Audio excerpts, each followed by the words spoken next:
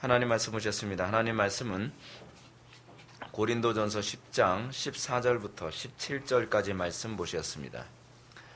하나님 말씀은 고린도전서 10장 14절부터 17절까지 말씀, 신약성경 제 성경으로는 275페이지입니다. 신약성경 275페이지 고린도전서 10장 14절부터 17절까지 말씀 찾으셨으면 제가 봉독하겠습니다. 그런즉 내 사랑하는 자들아, 우상 숭배하는 일을 피하라. 나는 지혜 있는 자들에게 말함과 같이 하노니 너희는 내가 이르는 말을 스스로 판단하라. 우리가 축복하는 바 축복의 잔은 그리스도의 피에 참여함이 아니며 우리가 떼는 떡은 그리스도의 몸에 참여함이 아니냐. 떡이 하나요 많은 우리가 한 몸이니 이는 우리가 다 한 떡에 참여함이라. 아멘. 이 시간은 기독교 강요 제4권 17장, 오늘은 20절부터 24절까지 보셨습니다. 성찬에 나타난 성경적 반론이라고 하는 부분을 살펴보도록 하셨습니다. 성찬에 나타난 성경적 반론. 우리가 지난 시간에도 성찬 예식에 관해서 성찬이 무엇을 의미하는가, 그리고 성찬이 어떻게 복음을 설명하고 있는가라고 하는 부분을 우리가 지난 주일 낮 예배를 통해서도 우리가 살펴보았습니다. 성찬에 대해서 우리가 살펴보는데 성찬에 관한 내용이 생각보다 굉장히 많은 교리적 내용들을 방대하게 다루고 있기 때문에 여러분들이 칼빈의 기독교 강요를 지금 보시면 아시겠지만 칼빈의 기독교 강요에서 성찬에 관한 부분을 이제 성례라고 하는 부분만 하더라도 굉장히 분량이 많습니다. 성례라고 하는 분량이 대략 어느 정도 됩니까? 여러분들 그 책을 보시게 되면 333페이지서부터 500페이지를 넘어갑니다. 513페이지 그 정도 되죠. 굉장히 분량이 많습니다. 517페이지까지가 성례에 관한 얘기입니다. 분량으로 따져도 굉장히 분량이 많죠. 굉장히 분량이 많습니다. 그 얘기는 성례가 얼마나 중요한지를 잘 얘기해주고 있고, 또 한편으로는 우린 그런 오해를 하는 것이 하나 있습니다. 가톨릭이나 루터교는 성례가 강한데 기독교는 성례가 약하다, 이런 식의 생각을 하는 경향이 있는데 결코 그렇지 않습니다. 기독교가 원래는 성례가 굉장히 강합니다. 칼빈이 기독교 강요를 쓰면서도 성례에 관한 분량을 이렇게 많이 비중을 뒀을 만큼 성례를 굉장히 중요시 여겼고, 그리고 성례를 굉장히 자세하게 다뤘습니다. 근데 문제는 항상 후예들이 문제죠. 후예들이 항상 우리 신화의 선배들이 힘들게 털을 닦아놓은 걸 너무 쉽게 무시하고 쉽게 그것을 배우려 하지 않습니다. 제가 그 개혁파 신학을 공부하면서 점점 느끼는 것이 뭐냐면, 우리는 너무 우리 신화의 선배들이 깔아놓은 이 베이스 위에서 너무 가볍게 신앙생활하고 있다라는 생각을 되게 많이 합니다. 제대로 알려고 하지도 않고 정확하게 알려고 하지도 않으면서 그냥 대충 알고 그것이 가능할 거라고 생각을 합니다. 근데 여러분, 하나님 말씀에 더하거나 감하면 안 된다고 하지 않았습니까? 더하거나 감하면 심판을 받거나 그 생명책에서 이름이 제어진다, 이런 식의 표현이 요한계시록에 나오는데, 그 얘기는 무슨 얘기냐면 하나님의 말씀은 대충 하면 이단이 된다는 얘기입니다. 하나님의 말씀은 대충 하면 그게 자유주의로 가버려요. 성경은 우리들에게 정말 정확하게 신앙생활하라고 얘기를 하는데 우리는 그렇게 정확하게 신앙생활하는데 별로 관심이 없습니다. 그리고 제가 지난번에도 여러분들한테 실족이라는 그 칼럼, 용어 정리를 통해서도 여러분한테 말씀드렸던 것처럼 우리는 대충 하는 거 가지고서 너무 자신만만하게 형제들을 권면하여 형제들을 실족하게 하는 경향이 얼마나 많이 있습니까? 간혹 가다가 우리는 그런 사람들이 있죠. 신앙생활을 하는 데 있어서 어려움이 있는데 어려움 때문에 고민하니까, 여러분 티모임 안에서도 권면할 때 굉장히 신중하게 권면하셔야만 합니다. 자기보다 나이 어린 사람이 신앙생활한 지 얼마 안 되는데 하나님 말씀대로 정확히 신앙생활 한다고 하면서 가정에 핍박당하고 어려움 당하니까 먼저 예수 믿었다는 사람, 그리고 직분이 있다고 하는 사람이 고작 한다는 얘기가 그거 아닙니까? 지혜롭게 신앙생활해. 지혜롭게. 때로는 남편 위해서 하루 정도 같이 뭐 주일 좀 빼먹고 어디 놀러 가자 해서 놀러 가고 뭐 그러면은 남편이 그 교회 나오지 않겠어? 전도를 위해서, 이건 전도를 위해서. 여러분, 이런 식으로 얘기해서 얼마나 많은 사람들이 전도되는지 모릅니다. 어느 쪽으로요? 세상 쪽으로. 그러니까 남편을 전도하겠다고 해가지고서 결국 그 남편이 교회는 나오게 했을지 모르겠는데 어떤 문제가 발생하냐면, 야, 뭐 너 먼저 번에 보니까 어쩌다 한 번씩 주일 빼먹기도 하던데, 아, 한 번 좀 빼먹자. 요번에 내 생일이기도 한데, 결혼기념일이기도 한데, 남편이 신앙이 안 들어가요. 교회는 나오는데. 그것 때문에 또 기도 제목이죠. 처음에 길이 잘못된 겁니다. 신앙생활은 뭐예요? 처음부터 제대로 신앙생활 해야 되겠다라는 그런 마음으로 딱 들어와야 이게 신앙이 들어가는데, 처음부터 느슨한 마음으로 들어오니까 교회 들어와서 그때서부터 갈등하는 거예요. 그때서부터. 그게 실족이거든요. 실족이 뭐라고요? 죄를 범하게 만드는 것이 실족이거든요. 불경건에 빠지게 만드는 게 실족이에요. 또 다른 말로 얘기합시다. 하나님과 멀어지게 하는 게 실족이에요. 근데 우리는 이것을 실족케 하는 거라고 전혀 생각하지 않고 우린 이것을 지혜에 해당하는 거라고 생각을 하면서 사랑하는 가족들, 자녀들, 그 주변의 지인들, 그런 사람들을 진리에서 자꾸 떠나게 만드는 거죠. 그러니까 한국교회가 지금 어떤 현상이 나타났습니까? 교인 숫자는 늘어났는데 힘이 없어요. 교인 숫자는 늘어났는데 그 모습이 아주 형편없단 말이에요. 여러분, 한번 보십시오.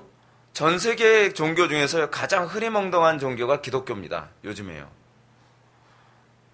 제가 우리 지체한테 이제 그런 얘기 들었는데, 우리 교회 자녀교육 하는 얘기를 했더니, 그 여호와의 증인 다녔던 사람이 이런 얘기를 하더래요. 이 교회도 참 엄격하게 자녀들 교육시키네요. 근데 여호와의 증인은요, 훨씬 엄격해요. 라고. 여호와의 증인은 애들을, 교리를, 성경 구절을 달달달달 외우게 하기도 하고, 그리고 교회 안에서 그 교회 그 여호와의 증인 그 교회 가르침에서 위배되면 아예 말을 안 건대요. 그냥 왕따를 시켜버리고 만대요. 그리고 그 사람이 나 여기서 도무지 신앙생활 못하겠다 해서 나갔다가 다시 들어오려면 장로한테 이제껏 자기가 지은 죄를 다 고백하고 힘들게 들어온다는 거예요. 여러분, 한국교회는 그렇게 하면 어떻게 된다 그러죠? 망한다고 생각하죠. 이단만큼도 믿음이 없어요. 이단만큼도. 여러분, 그렇게 하니까 여호와의 증인들이 군대 가서도 총 안 잡고 감옥 가면 감옥 가겠다라고 하는 그런 태도가 나오는 거예요. 근데 요즘 기독교인들 중에 그 정도로 철두철미한 그 기독교인 맞습니까? 여호와의 증인 한 명을 못 당해낼 것 같아요. 제가 보기에는. 그러면서 오히려 뭐라고 얘기합니까? 율법주의래요. 그렇게 신앙생활하는 건. 근데 여러분, 뭘 자꾸 모르는 사람들이 율법주의라는 말을 쉽게 얘기하는데, 복음이요, 율법보다 훨씬 강합니다. 복음이 율법보다 훨씬 철저합니다. 여러분, 이슬람은 어떻죠? 이슬람은 아예 목을 잘라요. 이슬람은요. 그렇잖아요. 그리고 여러분, 신천지 어떻습니까? 신천지 만만치 않습니다. 이방 종교나 그 이단들을 보게 되면 훨씬 기독교보다 강경하고 철두철미합니다. 근데 우리는 자꾸 이런 식이죠. 더 느슨하게 하자. 더 교리를 버리자. 우리가 너무 교리를 주장해서 교회가 약화됐으니까 교리를 더 버리자. 이거 참 망하는데 은사가 있는 사람들이죠. 망하는데. 오히려 어려울수록 더 본질로 가야 되는데 어렵기 때문에 본질을 버린다는 거예요. 본질을 버리면 그건 기독교가 아니죠. 그렇지 않습니까? 근데 이렇게 어리석게 살아요. 어리석게. 어려울수록 더 그리스도를 붙잡으라고 성경은 얘기하는데 어렵기 때문에 그리스도를 더 멀리해야 된다는 거예요. 어렵기 때문에 진리를 더 멀리해야 된다는 거예요. 교회 안에 더 레크레이션 그리고 사람들 유흥 그런 거로 자꾸 채워야 된다는 거예요. 그렇게 살아보세요. 여러분들 가정이 더 파괴되고 여러분들 삶은 더 피폐해져 가고 더 공허해지고 점점 더 어려워질 겁니다. 하나를 타협하면 그때는 편합니다. 네, 분명한 건 있습니다. 하나를 타협하면 여러분들은 그 다음엔 5을 양보해야 될 겁니다. 그게 영적인 원리입니다. 근데 우리는 항상 그런 일을 많이 당했음에도 불구하고 하나를 양보해서 5을 잃어버렸는데 그 다음엔 또 5을 양보해서 어떻게 5, 25, 25을 또 양보를 하면서 교회가 점점 모든 걸 다 잃어가고 있어요. 근데 어디서 넘어졌는지 그걸 알지 못해요. 어리석은 자의 특징이라고 얘기하고 있죠, 성경은요. 어리석은 자는 자기가 넘어져도 어디서 넘어진지 알지 못하느니라. 안타깝죠. 이게 한국교회의 특징이에요. 한국교회의 모습이죠. 근데 그런 사람들을 또 추종하는 무리들은 점점 더 많아지죠. 이게 참 심각한 문제입니다. 정신을 차려야 됩니다. 오늘 우리가 성찬에 관해서 우리가 살펴봅니다. 성찬에 관해서 살펴보는데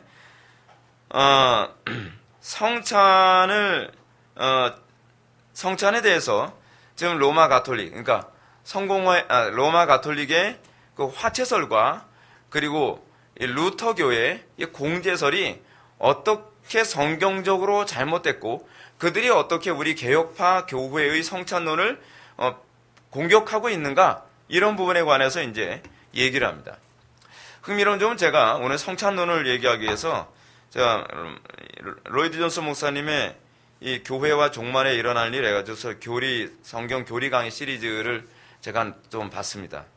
여러분들 이 책을 꼭 필히 꼭 보셔야 됩니다. 보시는 게 신상이 이롭습니다. 그래서 여러분 이게 3권짜리밖에 안 되기 때문에 여러분들이 1, 2, 3권을 읽으시면 조직신학 전반적인 부분에 관해서 로이드 존슨 목사님이 아주 착실하게 강의를 해주셨습니다. 그래서 저도 욕심 같아서는 조직신학 그 강의를 한번 해보고 싶어요. 전체적인 걸 한번. 근데 여기서 보게 되면 로이드 존슨 목사님이 서론 부분에서 흥미로운 얘기를 합니다. 어떤 얘기를 하냐면 로마 가톨릭의 그 화채설로 가르치게 되면 사람들이 은혜 받았다는 사람들이 많다는 거예요. 신비한 체험했다는 사람들이 많다는 거예요. 여러분 거기에 속으면 안 됩니다. 뭔가 느낌이 있었고 뭔가 신비했고 그렇기 때문에 그것이 성령의 역사라고 생각하는 것만큼 바보스러운 사람이 없습니다. 왜냐하면 사단도 그렇게 할 수 있거든요. 여러분 제가 아는 그 신학생이 한 명 있습니다. 그 양반 지금 목회하는지 안 하는지 저는 모르겠는데 그 양반 하는 얘기가, 그 양반이 이 양반은 신학교를 다니면서 자꾸 성당을 기웃거렸어요. 성당을. 개신교를 다니는 사람인데 신부가 되려고 가톨릭 대학교에 그 시험을 봤던 사람이에요. 시험은 좀 약간 세계관이 좀 이상하죠. 사람은 똑똑한데. 저하고 좀 가까이 지냈던 사람인데, 이 양반은 보게 되면은 가톨릭 대학교에서 합격을 못한 이유가 뭐 폐병인가 뭔가 병이 있게 되면 가톨릭 대학교에서는 이 전염병을 옮기기 때문에 전염이 되는 질병이 있으면 입학이 안 되거든요. 왜냐하면 다 기숙사 생활을 하니까. 그래서 그것 때문에 가톨릭 대학에 못 들어가서 이제 신학교로 온 거예요. 우리 그 프로테스탄트 신학교를. 참 웃기죠. 교회는 그 프로테스탄트 교회를 다니는데 신학교는 가톨릭 신학교를 가서 신부가 될 생각을 하다가 그게 안 되니까 이제 개신교 신학교에 온 거예요. 아주 좀 상황이 좀 헷갈려요. 그러니까 이 사람이 자꾸 성당에 기웃거려요. 성당에 기웃거리는데 저보고 이제 제가 가톨릭의 이제 교리에 관해 제가 비판하니까 전사님 그렇게 함부로 막 비판하면 안 돼요. 왜요? 그랬더니 가톨릭도 성령께서 얼마나 역사하시는데요. 그래서 어떻게 역사하시는데 그랬더니 제가 성당에 갔는데 성당에서 마리아 상을 보는데 갑자기 하염없는 평화가 마리아 상에서부터 막 흘러 넘치는 거 보면서 제가 눈물이 하염없이 흐르면서 그 자리에서 도무지 떠날 수가 없었다는 거예요. 그 아름다우신 그 마리아님의 그 은혜가 얼마나 충만한지. 이 양반이 정신이 있나 없나? 머리 좋은 건 말짱 소용없더라고요. 머리 좋은 거. 그러니까 여러분 머리가 좋아도요 사람은 아무 소용이 없는 게, 여러분 이단에도 머리 좋은 사람들이 굉장히 많이 다닙니다. 그 이유가 뭐냐면 그 어떤 종교적인 것에 한번 딱 사로잡히고 나면 더 이상 그것에 대해서 비판하는 기능이 없어져 버려요. 그러면서 이 사람은 계속 가톨릭에 대해서는 친화적으로 계속 얘기를 하는 거예요. 그러니까 실제로 또 우리 동기 중에 또 그런 사람이 한 명 또 있었는데 그 한 명은 또 성당에 가서 또 성찬회까지 참여했었어요. 성체에 성사하는데 거기 또 참여해서 그 신부한테 떡 먹겠다고 입 벌리고 있으니까 너 누구야? 그래서 저 개신교에서 왔는데 그래서 저리 가. 개신교에서 왜 여기 와서 이걸 성체를 먹으라 그러면서 내쫓겨 나왔어요.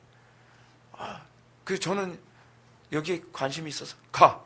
그래서 그냥 어쩔 수 없이 서운하다면서 갔다는 거예요. 그 사람들 절대로 기독교에서 좋게 생각 안 합니다. 적대적이죠. 뭔가 지금 북한과 남한 사이 같아요. 북한은 남한을 먹어치우려고 애를 쓰는데 남한 사람들은 어떻게 해요? 북한에 대해서 좋게 북한이 우리하고 같은 동포라고 생각하고 좋게 생각하는 그런 게 여러분 가톨릭과 요즘 프로테스탄트 교회하고 이런 관계예요. 무슨 천주교가 우리를 굉장히 좋게 해주고 생각하고 우리를 많이 막 포용해주고 사랑해줄 거라고 생각하나 봐요. 그렇지 않아요. 걔네들은 아직도 이단 목록에 우리 개신교가 다 포함되어 있습니다. 언젠가 그런 사람 있었다 그러잖아요. 제가 언젠가도 말씀드렸지만 김정은이하고 우리 그 대통령하고 서로 이렇게 껴안는 모습 보니까 아유 참 아들 잘 키웠네. 여러분 김정일이가 잘 키웠겠습니까? 아들 잘 키웠네. 뽀동뽀동하고 얼굴 뽀얀 게 이쁘네. 그래서 야 저 밑에서 식모해도 괜찮겠구만. 이게 제가 보기에는 이게 오늘날 기독교인들의 정신 상태예요. 오늘날 기독교인들의 정신 상태가 좀 그래요. 신부도 보니까 어때요? 신부도 보니까 점잖게 생겼더만. 그리고 옷차림도 멀끔하고 목소리도 막 굉장히 좋고. 그렇지 않습니다, 여러분. 환상 여러분 끊으십시오. 우리는 너무 본질을 볼 줄 모르고 겉으로 보여지는 것에 쉽게 현혹되어져요. 참 어리석어요. 제가 인간이라는 존재는 참으로 어리석구나라고 하는 걸 요즘에 굉장히 많이 느낍니다. 그 많은 사람들을 살상했다고 하는데도 한번 그 TV에 한번 나와서 서로 우리나라 대통령 껴안으니까 김정은에 대한 지지도가 74%인가로 올라갔다 그러잖아요. 그래서 참 사람 바보 만드는 거 쉽구나 싶더라고요. 하여간 지금 그 얘기하려고 하는 게 아니죠. 지금 로마 가톨릭에서 얘기하는 이 성체 성사에서 그 사람들은 빵이 예수 그리스도의 살이 된다라고 보거든요. 실제로 예수님의 살로 화해진다. 그래서 될 화자 쓴다 했잖아요. 될 화자에다가 몸체자를 쓴다 그랬죠. 실제로 예수님의 살이 된다라고 생각하니까 처음에 사람들이 세례를 받은 사람이 성체 성사하면서 빵을 먹을 때는 굉장히 두렵고 떨리는 마음으로 그 사람들이 빵에 참여한다는 거예요.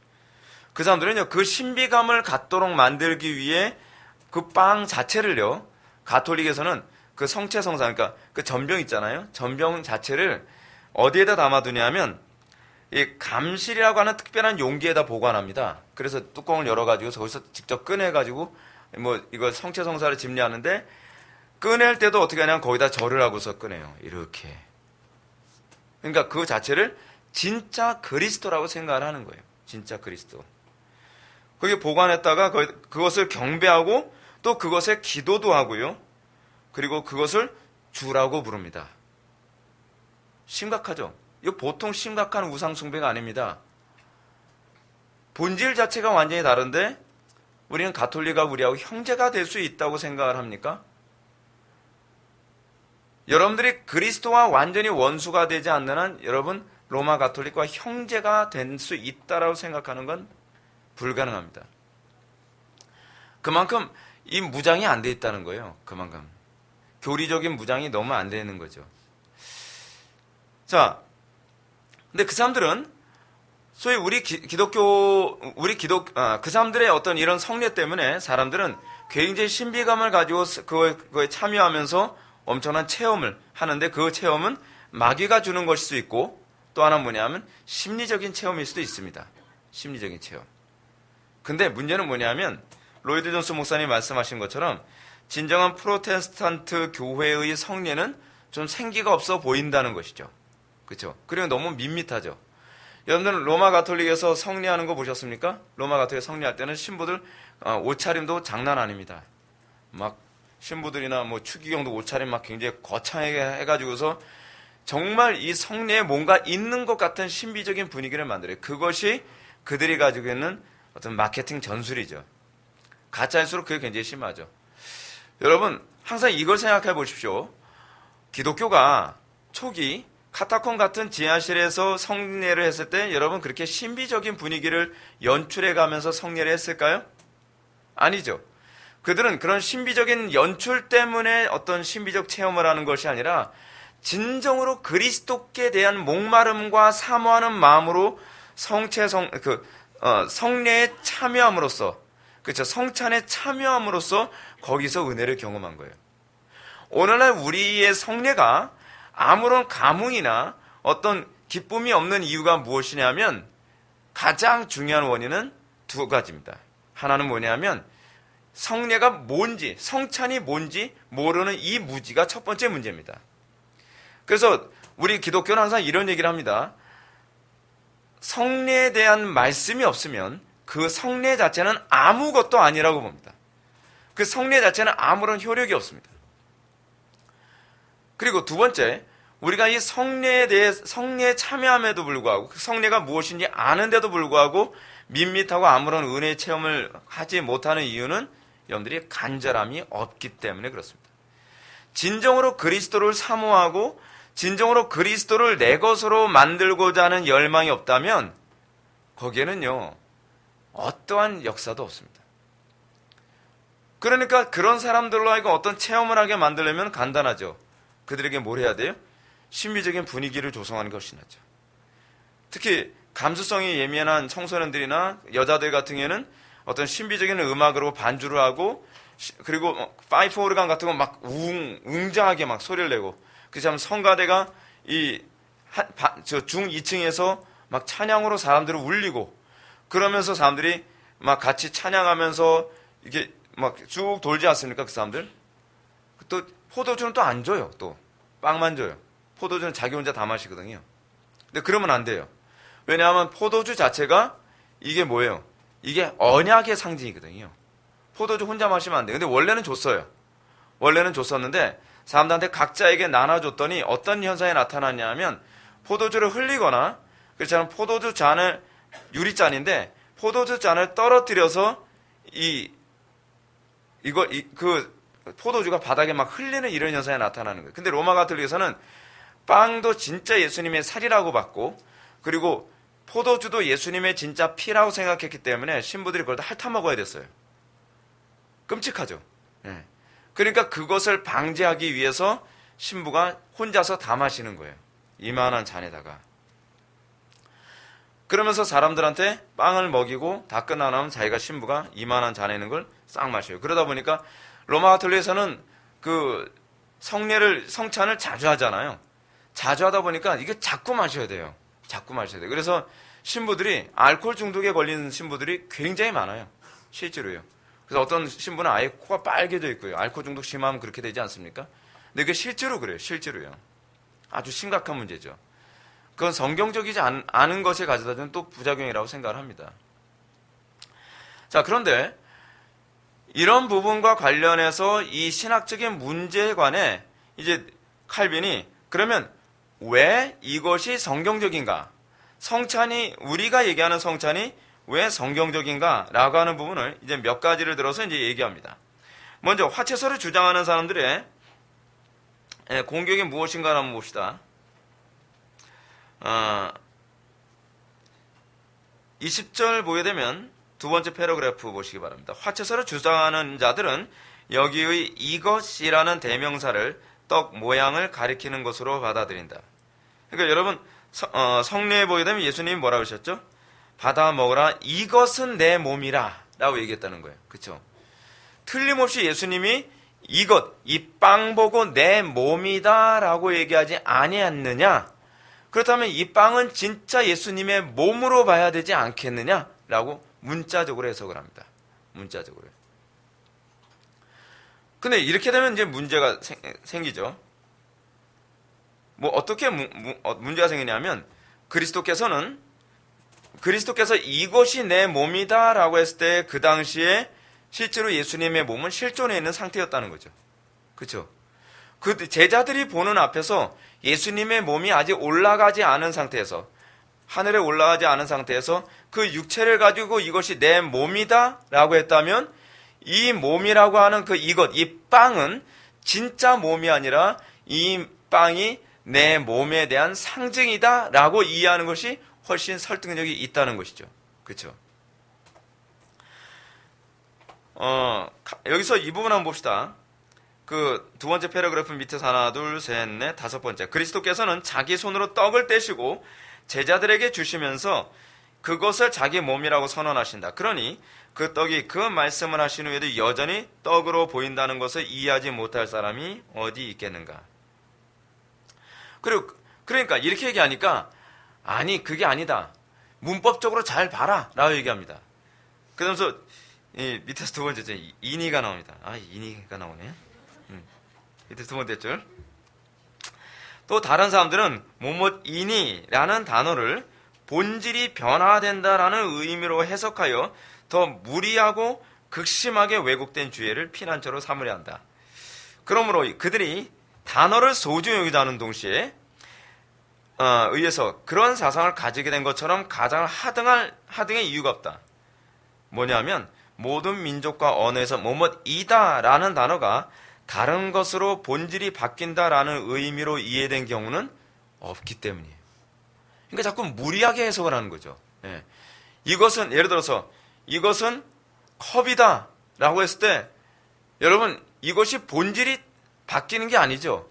그냥 그러니까 예를 든다면 그럽시다. 이게 좀 이따 이제 사실 설명해야 될 건데, 이게 우리 이 환유법이라고 하는 개념을 이제 이따가 이제 배울 겁니다. 이제 칼빈이 이제 환유법이라고 하는 방법을 통해서 뭘 얘기하냐면, 여러분 구약에서는 이스라엘 백성들이 여호와 앞에서 그들이 울었더라 뭐 이런 얘기가 나오죠. 여호와 앞에서, 여러분 여호와 앞에서 울었더라, 여호와 앞에서 그들이 기도하였더라, 또는 여호와 앞에서 그들이 진행하였더라 막 이런 표현이 많이 나와요. 그러면 여러분 여호와께서 무소부재하시지 않다는 얘기가 되는 거 아닙니까? 그리고 여호와 하나님은 앞이 있고 뒤가 있으신 분인가요?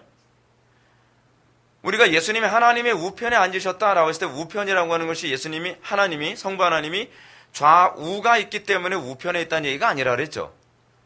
하나님은 영이시기 때문에, 하나님은 무소부재하시기 때문에 어디에나 계시기 때문에 앞, 뒤, 좌우라는 개념이 사실은 하나님에게 통용이 되지 않죠. 근데 이스라엘 백성들이 여호와 앞에서 진행하였더라, 뭐 여호와 앞에서 기도하였더라, 여호와 앞에서 울며 회개하였더라 뭐 이런 얘기가 나와요. 근데 그 여호와 앞에서라는 말은요, 법궤를 얘기하는 표현이에요. 법궤 앞에서 또는 지성소 앞에서라는 표현. 왜냐하면 지성소 안에 법궤가 있으니까요. 그렇죠? 근데 여러분, 그러면 지성소를 향해서 여호와 앞에서라고 해야 되면 그 지성소 또는 그 법궤가 본질이 바뀌는 건가요? 법궤가 갑자기 하나님이 되는 건가요?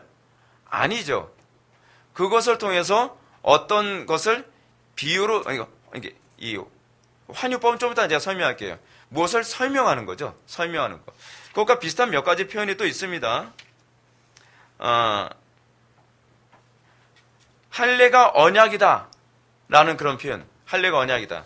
제가 어디 보고 말씀드리냐는 거냐면 21절에 나오는 얘기인데, 할례가 언약이다 라고 해서, 여러분 할례가 언약이다 라고 되면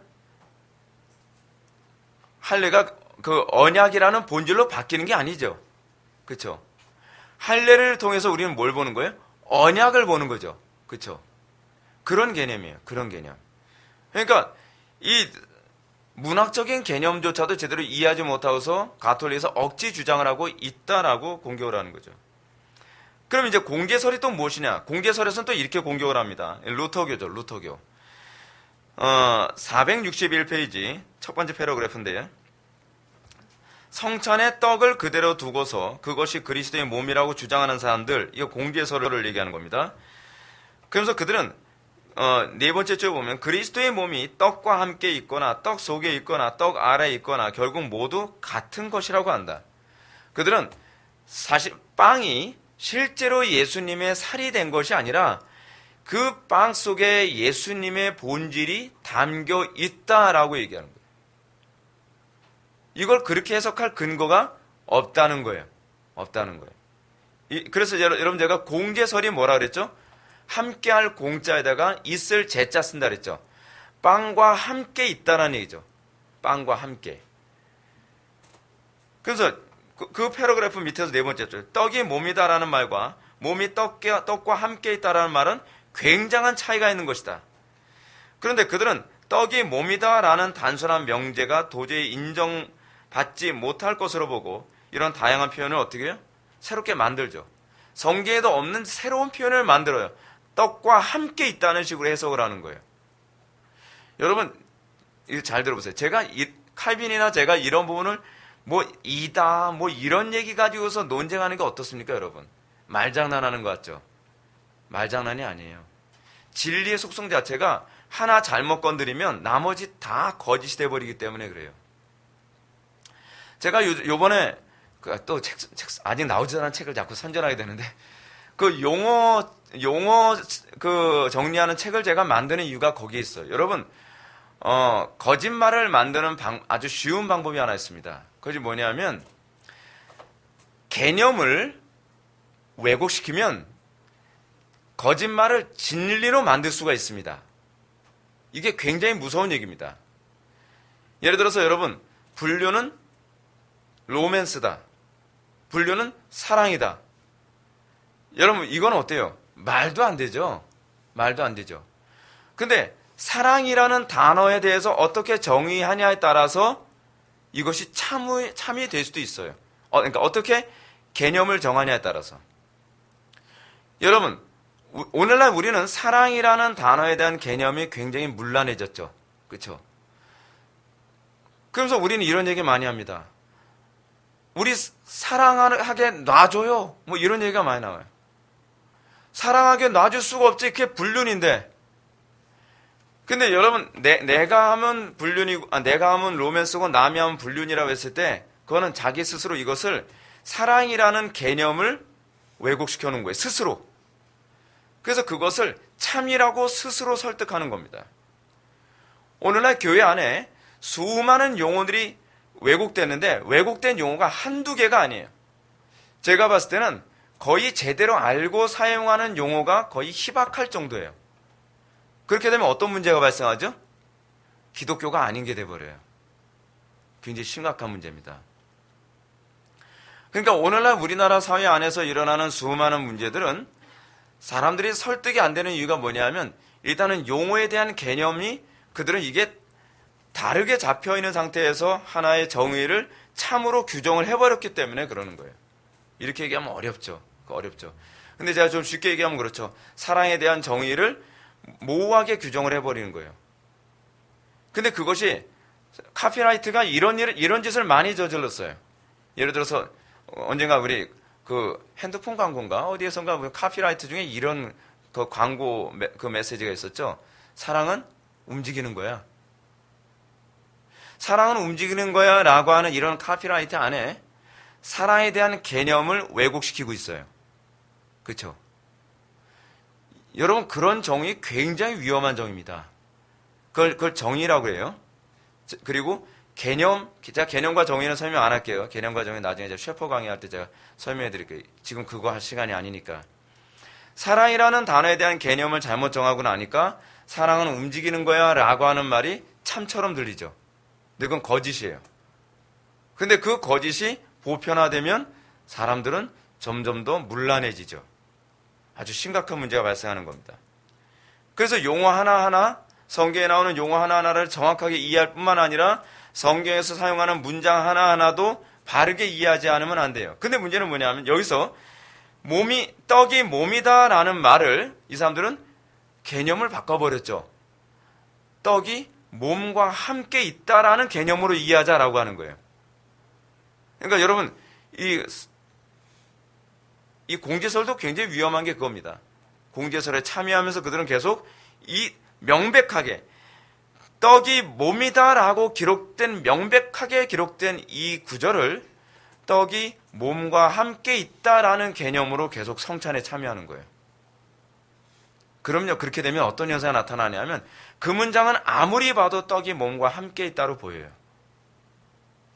언어가 굉장히 무서운 겁니다. 그래서 우리가 언어를 정확하게 아는 게 굉장히 필요해요. 그래서 제가 나중에 구조주의 같은 것도 좀 설명해 주고 싶어요. 구조주의라든지 정말 해드려야 될 게 너무 많은데 이게 다 구조주의와 관련된 부분이거든요. 넘어갑시다. 자, 그런데 좀 더 강경한 사고를 가진 사람들은 엄밀히 말해서 이런 식의 얘기죠. 그 다음 패러그래프 세 번째 줄. 그러나 이런 식으로라면 곧 떡이 그리스도가 되고 또한 하나님이 되는 것이 아니냐고 이의를 제기하면 그것에 대해서는 부인할 것이다. 그렇죠? 그럼 가톨릭하고 뭐가 차이가 있죠? 떡이 그리스도고 그리스도가 떡이면 그리스도는 또 그 떡은 또 뭐가 되는 거예요? 신성시 될 수밖에 없는 거죠. 이유 어쨌든 그 빵 안에 뭐가 있는 거예요? 빵이 그리스도의 살이 됐든 안 됐든 관계없이 빵 안에 그리스도의 살이 있는 거잖아요. 그런 건 신성화되는 거죠. 그렇죠? 마치 이런 식이 돼버리는 거죠. 우리는 이걸 빵은 인정하지 않는데 빵 안고는 예수님의 살이거든. 이런 거하고 무슨 차이가 있냔 말이에요. 그렇죠? 안고로 예수님의 살을 집어넣었던 그 빵 자체가 예수님의 살코기든 무슨 차이가 있냔 말이에요. 그런 식이 돼버리는 거예요. 그런 식의 아주 심각한 문제가 발생하는 겁니다.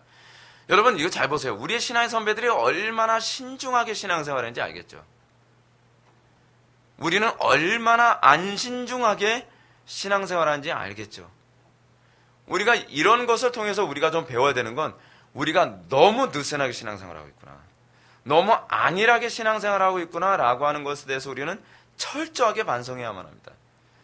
그것 때문에 우리가 지금 이 신앙을 아직까지도 갖게 된 거거든요. 그분들의 이런 수고 때문에 말이에요. 그래서 칼빈이 이런 식으로 얘기합니다. 밑에서 다섯 번째죠. 그러나 그 없어지고 썩어지고 말 성물이 문자 그대로 그리스도라고 선언하는 행위는 그야말로 용인할 수 없는 모독이 아닐 수 없다. 왜요? 예수 그리스도의 육체는 썩지 않기 때문에 그렇거든요. 그렇죠? 예수 그리스도의 육체는 썩지 않음을 입었잖아요. 변화된 육체가 돼서 하나님 우편에 앉아 계시니까. 근데 썩지 않는 육체를 썩는 육체로 만들어버리는 것만큼 심각한 모독이 어디 있냐는 거예요. 거기까지 생각을 해요. 이분들이. 참 대단하죠. 그래서 제가 지난 시간에도 말씀드렸던 것처럼 462페이지 가운데 있는 패러그래프, 두 번째 패러그래프입니다. 밑에서 네 번째죠. 그러므로 그들이 떡이 몸이라는 한마디 말을 가지고 이러쿵저러쿵 이론을 만들어내지만 나는 한마디 이상의 전후의 문맥을 근거로 합당한 해석을 제시하고자 한다. 이 부분 미치십시오. 떡은 몸으로 세운 언약이라는 것이다. 간단해요. 이 빵은, 그러니까 예수님은 빵은 몸으로 세운 언약이에요. 무슨 얘기죠? 빵을 통해서 이 빵을 몸으로 여겨서 세운 언약이라는 거예요. 실제로 이 빵이 몸이 아니라 빵을 몸으로 여겨서 세우는 언약이라는 얘기죠. 그거예요. 그래서 21절로 넘어가겠습니다. 주의 말씀에 대한 환유법적 해석. 환유법. 잘 안 쓰는 말이죠, 우리가. 환유법. 두 번째 패러그래프 한번 보겠습니다. 여러분, 성경을 해석하는 방법 중에서 예수님이 주로 사용했던 방법은 그러니까 성경에 주로 많이 사용된 두 가지 방식이 하나 있는데 하나는 비유법이 있고요. 예수님께서 주로 비유로 말씀하셨죠. 그렇죠? 그리고 또 하나 뭐가 있죠? 환유법이라는 게 있어요. 근데 이 비유법도 어렵기 때문에 신약신학을 공부할 때 제일 어려운 과목 중에 하나가 뭐냐면 요한계시록 이 묵시문학을 공부하는 거하고요. 또 하나는 뭐냐면 이 비유 해석하기 굉장히 어려워요.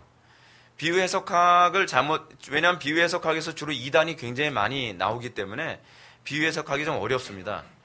그래서 비유 해석학은 굉장히 조심하게 해석을 해야 돼요. 그러니까 무슨 얘기냐면 예수님이 비유로 들었을 때에 그 비유가 무엇을 의미하느냐는 반드시 문맥상 근거가 있어야 돼요. 근데 문맥상 근거 없이 그 비유이기 때문에 자기 마음에 내키는 대로 이거는 뭘 의미하고 하면서 갖다 붙이는 걸 우리는 뭐라 하냐면 알레고리라고 그러죠. 알레고리. 이걸 다른 말로 풍유법이라고 얘기합니다. 풍유법. 알레고리는요, 근거도 없이 자기가 내키는 대로 갖다 붙이는 거예요. 내키는 대로. 근데 내키는 대로 갖다 붙이면 굉장히 그 은혜롭게 보여요.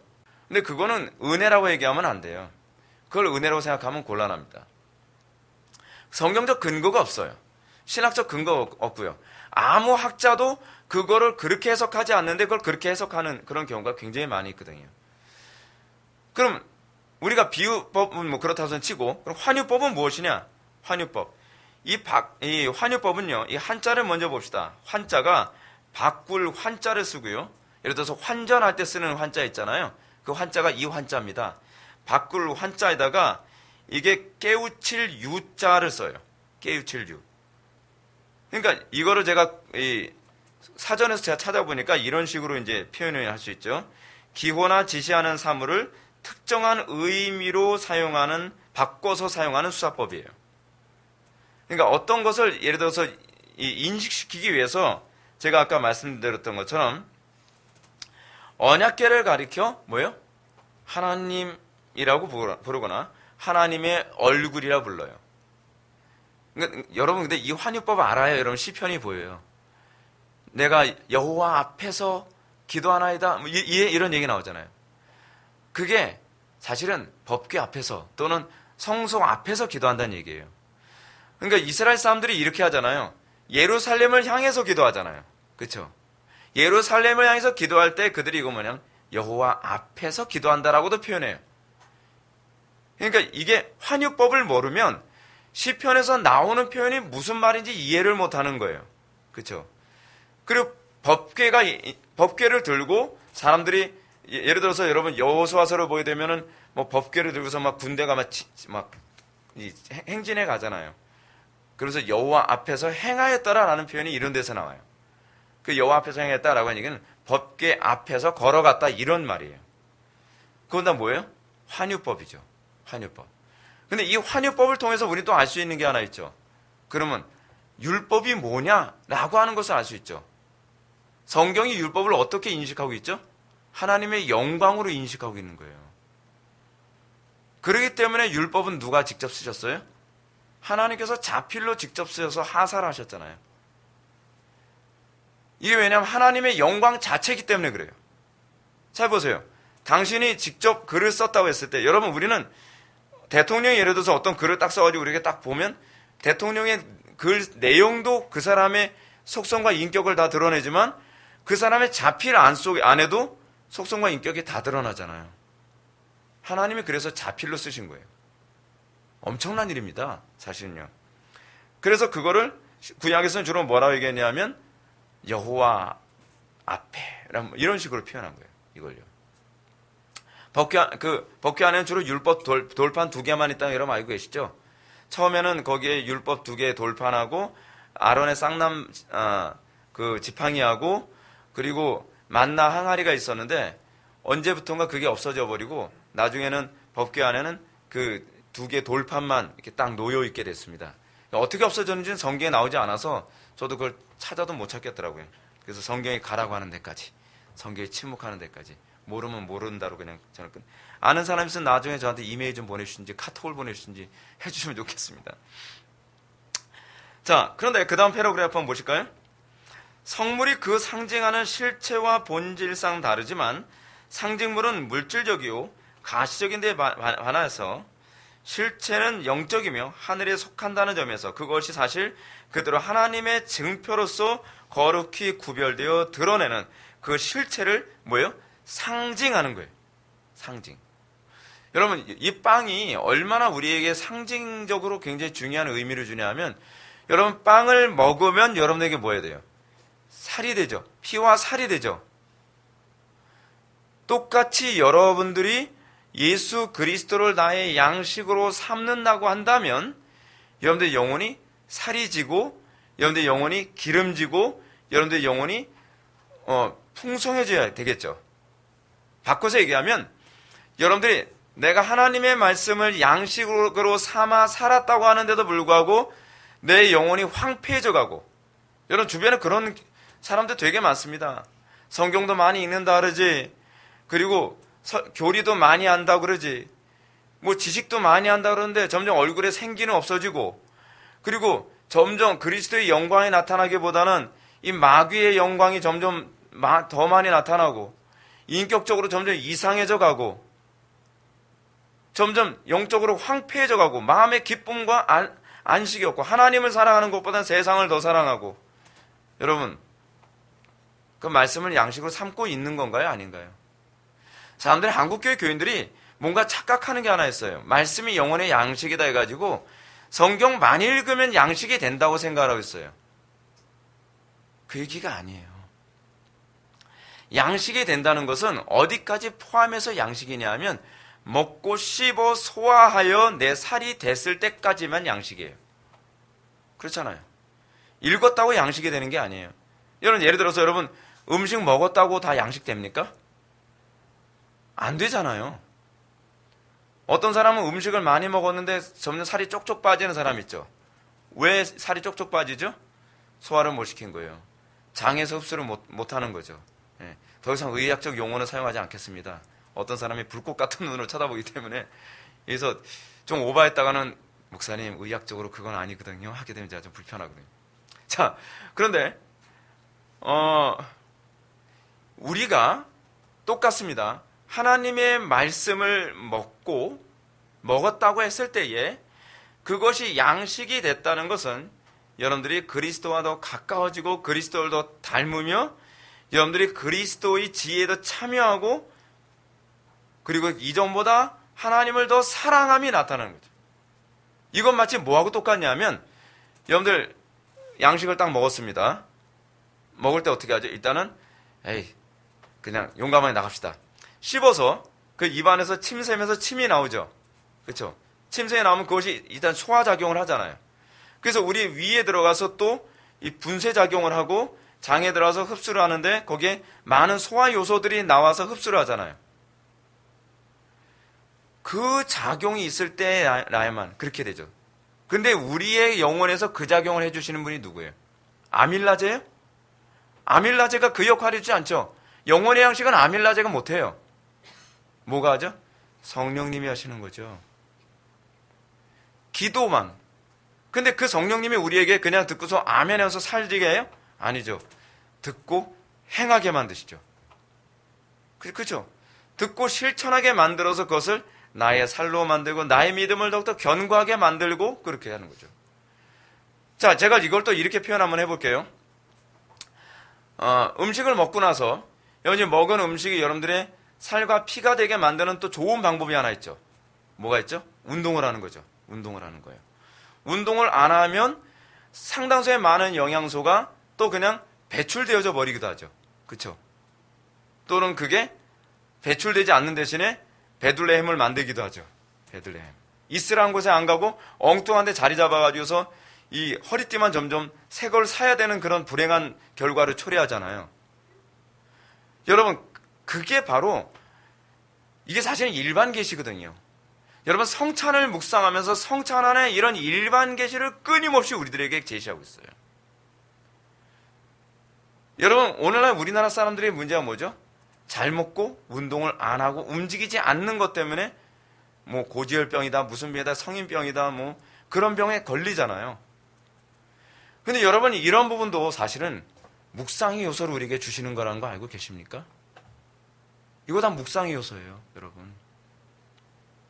우리가 하나님의 말씀을 먹기만 하고 순종하지 않고 하나님의 말씀을 먹기만 하고 기도하지 않는 사람들에게 나타나는 그런 어떤 베들레헴이나 고지혈증이 뭔가요? 교회에서 잘난 체예요. 그렇죠? 나 성경 몇 번 읽었네.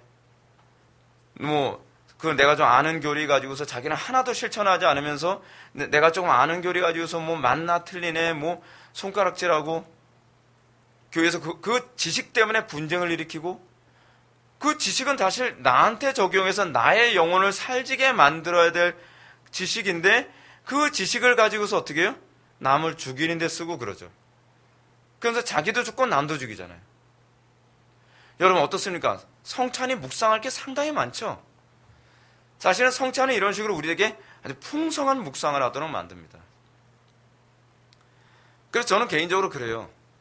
개인적으로 그럴 뿐만 아니라 성경적인 근거인데 저는 기도하지 않는 사람이 제일 위험하다고 생각을 해요. 기도하지 않는 사람은요, 성경을 읽어도 엉뚱하게 해석을 해요. 교리를 배워도 제대로 삶에 적용을 못해요. 왜 그럴까요? 이걸 소화시키게 만드시는 분이 누구시기 때문에? 성령님이시기 때문에 그래요. 음식 먹고 운동하라고 얘기하는 것처럼 여러분들이 말씀을 여러분들이 들었으면 실천하고 그걸 위해서 행할 수 있도록 기도할 때라야만 그것만이 여러분들에게 양식이 되는 거예요. 그렇지 않으면 여러분들에게 독이 돼요. 독. 오늘날 우리나라 사람들은 잘 먹어서 그것이 독이 되잖아요. 우리나라 사람들이 요즘 제가 누군가한테 그런 얘기 들었어요. 못 먹어서 생긴 병은 잘 먹이면 대부분 치료가 되는데 잘 먹어서 생긴 병은 이게 고칠 방법이 없대요. 잘 먹어서 생긴 병들이 주로 뭐가 있죠? 암 같은 거, 그렇죠? 뭐 뇌출혈 뭐 그런 거. 우리 몸에서 잘 먹어서 생긴 병들은 굉장히 치명적인 것들로 가득해요. 여러분, 우리 교회에서 말씀 잘 먹어서 여러분 치명적으로 망가질 수 있다는 생각도 해야 돼요. 무조건 잘 먹어서 기름지기만 하면 다가 아니에요. 이게 얼마나 위험한지는 아셔야 돼요. 그래서 여러분, 말씀을 몰라서 그런 사람들은 말씀을 전하면 회심하기도 하고 막 새롭게 되고 그런 현상이 나타나는데, 이 문제가 뭔지 아세요? 말씀을 듣고 행하지 않는 사람은요, 와, 어떤 말씀을 전해도 다 하는 얘기를 해요. 다 하는 얘기를 해. 목에 기부스를 단단히 해가지고서 이게 깨지질 않아요. 깨지지가. 기부스만 한 게 아니라 거기다 헬멧까지 써가지고요. 얼마나 여러분 묵상할 게 많습니까? 아는 게 능사가 아니에요. 아는 게. 그래서 제가 기도하는 사람 보면 제가 무섭다니까요. 기도하는 사람은 판단하는 것마다 망할 판단만 해요. 틀린 판단만 해요. 요즘에 여러분 얼마나 한국교회에 지식 많습니까? 얼마나 책도 많이 봤어요. 그렇죠? 근데 한국교회 판단하는 거 보면 어떻습니까? 신기하게 망할 쪽으로만 판단해요. 그토록 책을 많이 보고 신학도 많이 배웠다 그러고, 그런데도 말이죠. 굉장히 위험한 거예요. 함정이 굉장히 많아요, 여러분. 그래서 여러분 이걸 한번 봅시다. 22절로 넘어갑시다. 이것은 이다라는 구문의 의미.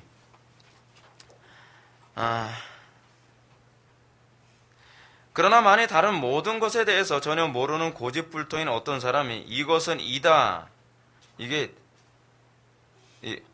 원래 독일어로 이게 이스트인데 이게 이 호크가 이게 왜 들어있는지 모르겠어요. 저는 이것이라고 하는 말을 이제 포함해서 그런가 본데 다른 번역에서는 이게 이스트가 들어가거든요. 이스트가 영어로 is거든요. 그러니까 이것은 이다. 그러니까 이다라고 하는 말. 이 표현을 어떻게 이해해야 되는가? 그래서 밑에서 세 번째 쳐 봅시다. 우리는 바울의 말에서도 그 연결 동사를 읽을 수가 있다. 그는 떡을 그리스도의 몸에 참여함이라고 부른다. 그러나 여기서 이다라는 부분부터 먼저 좀 설명을 한번 해야 될 것 같습니다. 이다라고 하는 말을 했기 때문에 예수님이 이것이 내 몸이다라고 했으면 진짜 몸이지 뭐겠어? 라고 얘기를 주장하고 있죠. 화채설주의자들이. 가톨릭에서 얘기하는 거죠. 근데 로이드 존스 목사님이 이걸 아주 간단하게 격파를 했습니다. 뭐라고 말씀하시냐면, 자, 그럼 빵이 이것이 예수님의 살이다 라고 했다면 예수님이 포도주를 향해서 이 포도주가 내 피다 라고 얘기하지 않고 왜 이 잔이 내 피다 라고 했냐는 거예요. 이것을 그대로 이 문법적으로 사용한다면, 그 사람들 말이 옳다고 한다면 빵이 예수님의 살인 것처럼 잔이 예수님의 피여야지 포도주가 예수님의 피라고 얘기하는 것은 문법적으로 틀렸다는 얘기죠. 무슨 말인지 알죠? 그러나 사실 할 말이 없어요. 그러니까 로이 존스 목사님 한 말을 제가 그대로 읽겠습니다. 그들이 떡에 대한 말씀에 이다를 적용하려면 이 말씀에도 이다를 적용해야 한다. 그 말씀에서 포도주는 분명히 문제가 되지 않습니다. 그러나 이 잔이라고 말씀하셨으므로 잔 안에 든 포도주가 아니라 잔이 문제가 됩니다. 그렇죠? 그러니까 이런 문법적 적용이 근본적으로 잘못됐다라고 하는 것을 아주 간단하게 입증해냈습니다. 그러니까 참 로이드 존스 목사님 보면은 참 이런 부분에서 탁월해요. 말을 길게 안 해요. 짧게 해요. 그리고 또 여기서 우리가 오늘 본문과 관련해서 한번 봅시다. 고린도전서 10장 16절, 오늘 14절부터 17절까지 봤는데 이 부분을 제가 설명하고 오늘 이 기독교 강의를 제가 좀 마치고자 합니다. 여기서 보게 되면 이런 얘기가 나옵니다. 그런즉 내 사랑하는 형제들아 우상 숭배하는 일을 피하라. 지금 여기서 성찬을 우상 숭배와 관련해서 얘기하고 있습니다. 이게 굉장히 중요한 문제예요. 그럼 우리가 성찬을 하나님께 대한 예배의 문제로 이해해야 된다는 얘기겠죠. 그래서 15절, 나는 지혜 있는 자들에게 말한 것 같이 말하노니 너희는 내가 이르는 말을 스스로 판단하라. 우리가 축복하는 바, 축복의 잔은, 여기서도 굳이 포도주라고 얘기 안 하고 잔이라고 얘기합니다. 우리가 축복하는 바, 축복의 잔은 그리스도의 피에 참여함이 아니며, 그래서 참여함이라고 쓰여진 이 표현이 헬라어로 코이노니아라는 말을 사용합니다. 코이노니아. 또 우리가 떼는 떡은 그리스도의 몸에 코이노니아함이 아니냐. 그럼 여러분, 빵과 포도주가 궁극적으로 목표로 하는 바가 무엇인지를 이 고린도전서 10장에서 바울은 뭐라고 얘기하냐면 하나님과의 교제라고 얘기하는 거예요. 하나님께 대한 예배. 그러니까 여러분들, 하나님의 말씀을 우리가 듣고 행하는 것이 예배예요. 듣고 순종하는 것이 예배죠. 그렇죠? 신약의 성만찬은 구약시대의 화목 제사 뒤에 있었던 축제와 상응하는 거였어요. 그래서 유대인들은 제사 후에 그의 가족들과 성전뜰에서 이 신성한 축제를 했죠. 그래서 여러분들, 그 사람들이 성전에서 제사를 마치고 나서 뭐예요? 빵을 떼고 고기를 먹고 같이 막 잔치를 했잖아요. 성찬일시 그거예요. 그래서 여러분, 우리가 예배 시간에 예배 마치고 성찬일식을 다시 또 하잖아요. 이게 바로 하나님과의 교제, 그리고 형제와의 교제를 상징하는 축제이기 때문에 그래요. 그래서 이것이 초기에는 예배를 마치고 애찬을 했어요. 근데 사실 애찬이 성찬일시의 정신을 아주 잘 설명해 주죠. 보세요. 지금 여기서 지금 첫 번째 이 성찬이 의미하는 바는 하나님과의 친교, 하나님과의 화목됨을 얘기하는 거예요. 그러니까 여러분들이 매번 성찬 예식을 통해서 여러분들은 뭘 얘기해야 돼? 나는 하나님과 화목된 존재로서 나는 하나님과 교제하는 삶을 말씀으로 살겠습니다. 예수 그리스도의 말씀을 내 살로 삼는 것이 나의 교제라는 거예요. 그것이 하나님과 화목한 자에게 나타나는 마땅한 특징이죠. 그래서 성찬 예식은 세례를 받은 사람만 할 수 있는 거예요.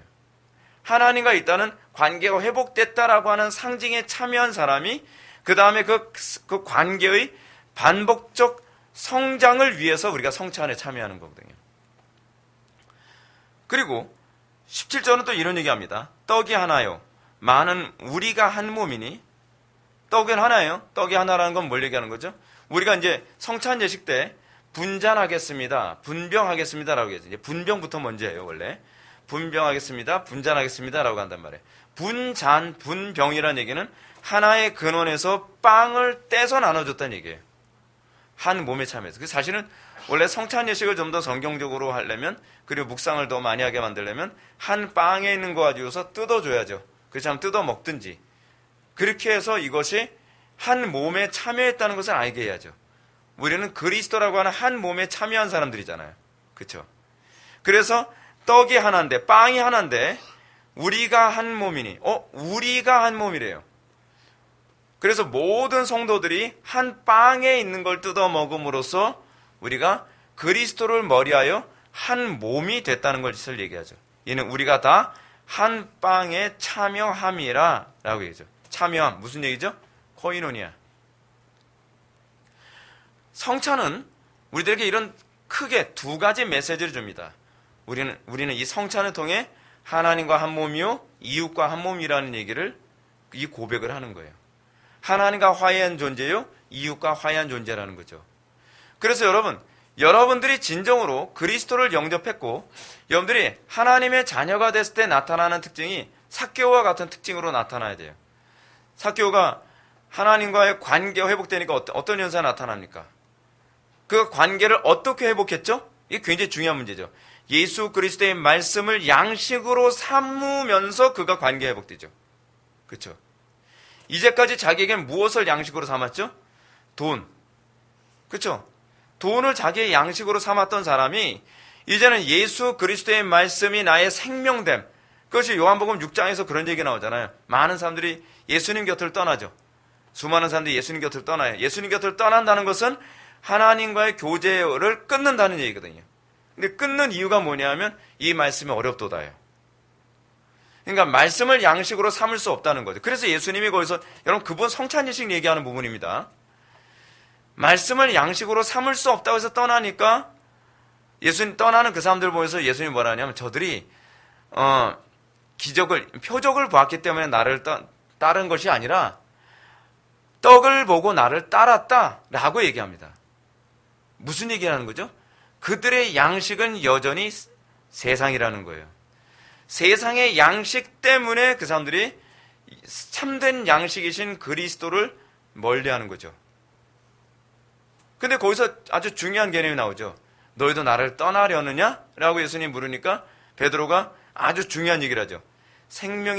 제가 좀 바꿔서 얘기할게요. 이게 그 개념이니까 생명의 빵이 여기 있사온데 우리가 어디로 가오리까요? 그걸 뭐라고 표현했죠? 생명의 말씀이 여기에 있사옵건데 말씀이 양식이잖아요. 생명의 양식이 여기 있사옵건데 우리가 어디로 가오리까? 성찬의 정신이죠. 성찬의 정신. 하나님과 관계가 깨어지니까 이웃과의 관계도 다 떨어지죠. 그렇죠? 이웃과의 관계는 하나님과의 관계의 반영이죠. 왜냐하면 우리는 하나님과 관계가 됐는지 안 됐는지 잘 감을 못 잡을 때가 많이 있단 말이에요. 물리적으로. 근데 물리적으로 이것을 감각할 수 있도록 하나님께서는 공동체를 주셨죠. 같은 신앙 고백하는 지체를 주셨죠. 그 지체들과의 관계를 회복하는 사람이 됨으로써 어떻게 해요? 그가 하나님과의 관계가 잘 돼가고 있다는 걸 보여주는 거죠. 성찬은 우리에게 그걸 설명해주고 있는 거예요. 삭개오가 그렇기 때문에 돈을 양식으로 삼던 삭개오가 예수 그리스도의 말씀을 양식으로 삼겠다고 고백함과 동시에 그는 어떻게 해요? 이웃과의 관계 회복이 나타나죠. 내가 다른 사람에게 토색한 것이 있거든 내가 4배로 갚고 또 내 재산을 팔아 이웃과 나누고 그러면서 자기 재산의 반을 이웃과 나누고 나머지는 남에게 토색한 거 4배를 갚으면 어떻게 해요? 갚으면 파산이죠. 근데 그는 하나님과의 관계 회복이 결국 이웃과의 관계 회복으로 나타난 거죠. 성찬예식은 그걸 얘기하는 거예요. 하나님과의 화목 제사가 이웃과의 화목의 축제가 된다는 거예요. 그래서 화목 제사는 하나님께 제물을 드리고 뭐예요? 빵과 포도주죠. 하나님께 제물을 드리고 또 이 제물을 바치고 난 이 음식을 제사장과 그리고 가족들과 지인들 모여서 거기서 그 자리에서 다 먹어치워요. 어때요? 성찬의 정신하고 똑같이 일치하죠. 네. 그렇게 함으로써 성찬예식이 우리에게 뭘 얘기하냐면 너희들이 하나님을 믿는다고 한다면 너희들이 하나님의 말씀을 양식으로 삼는다고 한다면 너희들은 이웃과의 관계에서 샬롬이 나타나야 된다는 거예요. 이웃과의 관계에서 하나님의 그러니까 복의 근원으로서의 삶이 나타나야만 한다라고 하는 걸 성찬이 우리에게 설명해주고 있는 것이죠. 사랑하는 성도 여러분, 우리가 성찬 예식에 관해서 계속적으로 공부하고 있는데 우리에게 있어서 이 성찬의 정신이 얼마나 선명하게 나타나는지 제발 신앙생활을 대충대충 하지 마시고 내가 정말 성경에 부합하게 정확하게 신앙생활을 하고 있는가를 항상 점검할 수 있었으면 좋겠습니다. 우리가 끊임없이 이웃과의 관계에서 샬롬을 깨뜨리는 삶을 살아가면서 내가 하나님의 말씀을 양식으로 삼고 있다? 여러분 그렇게 안 돼요. 여러분 같은 믿음의 고백을 하는 형제들과 끊임없이 분쟁하고 다투고 갈등하고 친해지지 않고 불편한 관계이면서 나는 하나님의 말씀대로 살고 있다. 난 종교생활 열심히 하니까 난 하나님의 말씀대로 살고 있다. 여러분 가면 벗으세요. 성경이 아니라고 얘기하잖아요. 여러분들이 하나님과의 관계가 좋다면 반드시 이웃과의 관계에서 샬롬이 나타나겠죠. 물론 이런 건 있습니다. 예수님께서 그런 말씀하시죠. 내가 세상에 화평을 주러 온 줄로 생각지 말라. 분쟁케 하려 함이라 라고 말씀하신 것처럼 하나님의 말씀을 양식으로 삼으면 하나님의 말씀을 따르지 않는 자들과 분쟁케 되는 것은 이해해요. 그것 또한 성경적이에요. 근데 그렇지 않은 영역에서 끊임없이 갈등하고 이 샬롬이 형성이 안 되고 있다고 한다면 여러분들은 삶 속에서 하나님의 말씀을 양식으로 삼지 않고 있다는 걸 입증하고 있는 거예요. 성경은요, 모호한 게 없어요. 성경은 굉장히 구체적입니다. 빠져나갈 구멍이 없어요. 여러분들이 삶 속에서 날마다 하나님의 말씀을 양식으로 삼고 그 안에서 여러분들이 이웃과의 관계에 이 샬롬 또는 이웃과의 관계에서 이 화목제사의 삶이 구체적으로 드러나는 저와 여러분들 되기를 주님의 이름으로 축원합니다. 기도하시겠습니다. 사랑이 많으신 하나님, 우리의 삶 속에 하나님과의 화목제사가 이웃과의 화목제사로 나타나는 놀라운 역사를 날마다 확인케 하여 주옵소서. 우리가 하나님의 말씀을 나의 양식으로 삼는다고 고백하면서도 우리의 삶 속에서 이웃과의 관계에 우리가 화목이 아니라 끊임없이 분쟁과 갈등과 소요의 이 관계로만 계속 진행되고 있는 우리의 모습을 보게 됩니다. 우리가 정확하게 바르게 신앙생활하고 있는지, 우리가 하나님의 말씀을 듣기만 하고 성령님의 은혜 가운데서 소화를 하고 있는지 우리가 끊임없이 점검하며 기회에 있을 때에 우리가 이 땅에서 하나님의 말씀대로 정확하게 살아갈 수 있는 성도들 될 수 있도록 은혜 베풀어 주옵소서. 예수님의 거룩하신 이름으로 기도 올렵나이다. 아멘.